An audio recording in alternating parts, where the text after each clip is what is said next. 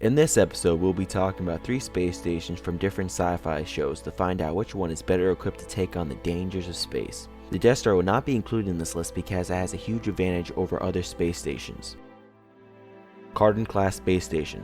Cardan-class space station was first designed at the end of the Clone Wars to protect the Republic from the Confederacy of Independent Systems, but it was not deployed until the Galactic Empire gained power. The Galactic Empire built the space station to replace Mark I. The Cardan-class space station is an orbital defense structure used to stop pirates and crime rings from invading planets. It could also be used as a shipyard.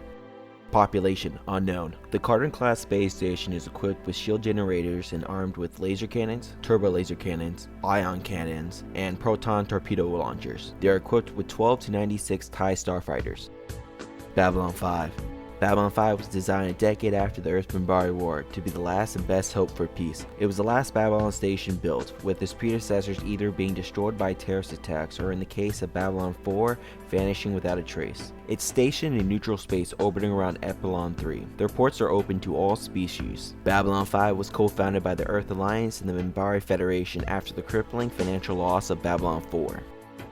Population 250,000. Babylon 5's outer hull is 13 meters thick and armed with twin particle arrays, particle laser cannons, pulse cannons, and plasma cannons. They are equipped with 48 Star Furies.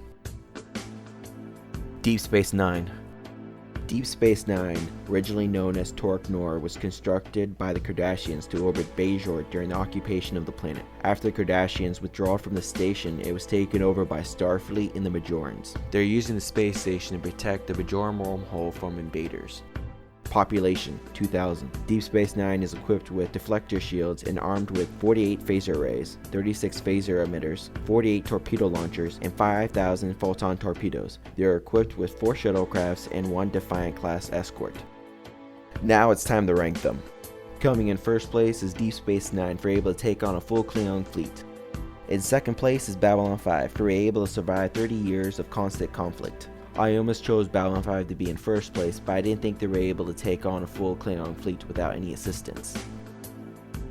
Coming in last place is the Cardan-class space station for its failure to defend planets from pirates and crime rings. Remember, this is just my opinion. Please leave a comment below letting me know yours. If you enjoyed watching this video, please like and subscribe.